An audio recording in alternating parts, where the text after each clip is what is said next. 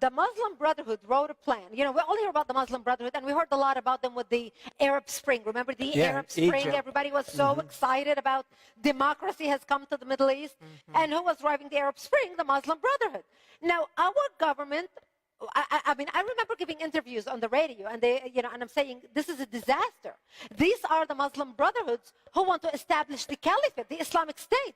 And people would say, no, but look at them, you know, they're all in suits and they're wearing jeans and they look so educated. Well, of course, the Muslim Brotherhood is the most educated group in Egypt.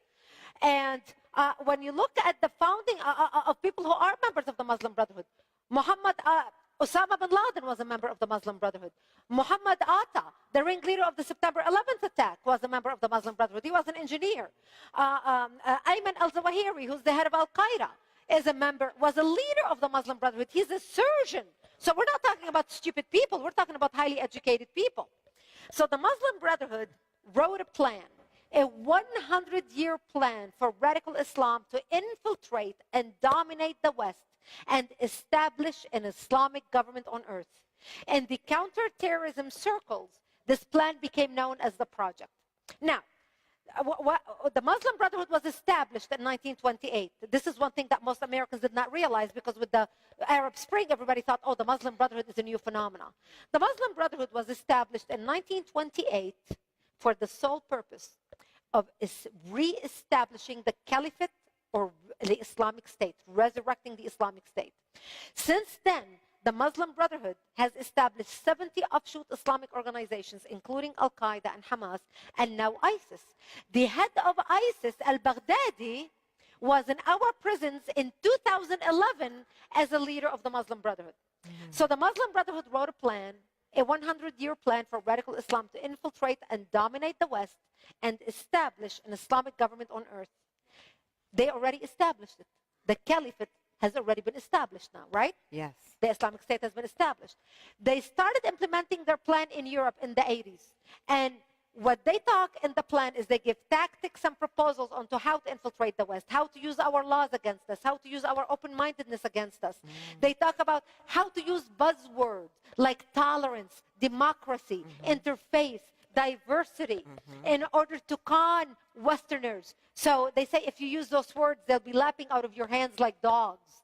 They'll be disarmed. They talk about how to use our laws against us. They talk about how to get democratically elected Muslims on all levels in the West, including government, NGOs, etc. They talk about how to get Muslim interns in all offices in the West so they can have an insider eye view, a bird's eye view as to how policy is done on the highest levels. They talk about how to get democratically elected Muslims to all governments in the West. And so they wrote the plan for the destruction of the United States in 1991. Here is the plan. The plan is titled مذكرة تفسيرية للهدف الاستراتيجي العام للجماعة في أمريكا الشمالية. Did you all get that? No. No. Please read it again. Okay. Translate it, please. It's written an explanatory memorandum of the general strategic goal for the group in North America, written 5/22/1991. Now, this document was presented as evidence in the largest terrorism trial ever in the history of the United States, where our government sued the Holy Land Foundation for funneling and raising millions of dollars in America to finance terrorism overseas. And they handed down 108 guilty verdicts in that trial to Muslim American and Muslim American organizations raising money. So here is the plan. In this plan, I'm just going to quote you one paragraph. That will give you an idea of what the Muslim Brotherhood is talking about. They talk about understanding the role of the Muslim Brother in North America. They say the process of settlement is a civilization jihadist process, meaning a cultural jihad process, with all the word means.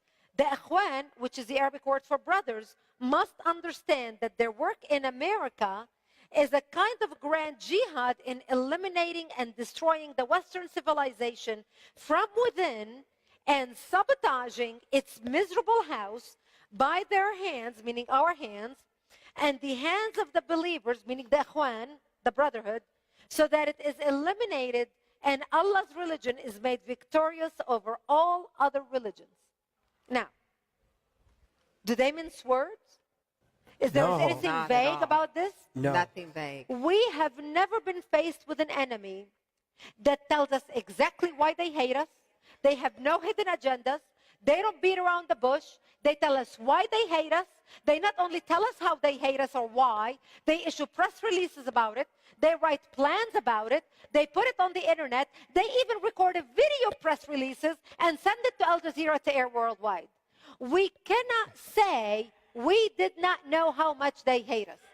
Wow. We can no longer hide true. and say they hate us. Right. Now, what But the about our... most important go ahead. Yeah. part of this plan is Yes. the last page. Okay. Because the last page lists 29 front Islamic organizations set up in America for the sole purpose of the destruction of the United States. Now, a lot of you have heard some of these names, but I'm going to say some to you. Number one on the list is ISNA, the Islamic Society of North America. If that name sounds familiar to you, it's because they are now advisors to President Obama about Middle East policy. The president of ISNA wrote President Obama's speech, his first famous speech to the Arabic world. The president of ISNA wrote that speech. So we not only have the Fox watching the hen house, we have the Fox inside the White House talking policy in the ear of the president. And you wonder why our president has thrown our allies under the bus and is cozying up to our enemies. Number two on the list is the MSA, the Muslim Student Association. The Muslim Student Association has more chapters on American college campuses than the Democrats and the Republicans combined. That's shocking. And we wonder how we're losing our universities. Number 8 on the list is NATE, the North American Islamic Trust. The North American Islamic Trust holds the deed to over 90% of mosques in the United States. Actually, the mosque that President Obama went and spoke at, remember a few weeks ago he went and he Yes. gave that address? That mosque is owned by NATE, is linked to ISNA, and that imam who preached at that mosque, we ended up killing in Yemen because he was, after he left the mosque, he became an operative for Al-Qaeda in Yemen. And that same mosque has been under surveillance by the FBI because its members were plotting to blow up government buildings. And that's the mosque that Obama chose to go visit and speak at a few weeks ago to talk about tolerance. And the last example I want to give is an organization called IAP, number 22 on the list, which later became CARE, Council on American Islamic Relations, which a lot of our audience is probably familiar with CARE. And by the way, if you go to our website, actforamerica.org, and click on the Muslim Brotherhood, you will be able to get a listing of all these front organizations listed here so you can read about them all. We link their founders, who they are connected to, who their friends are, how infiltrated they are into our government, how they are advising our government. It's beyond belief.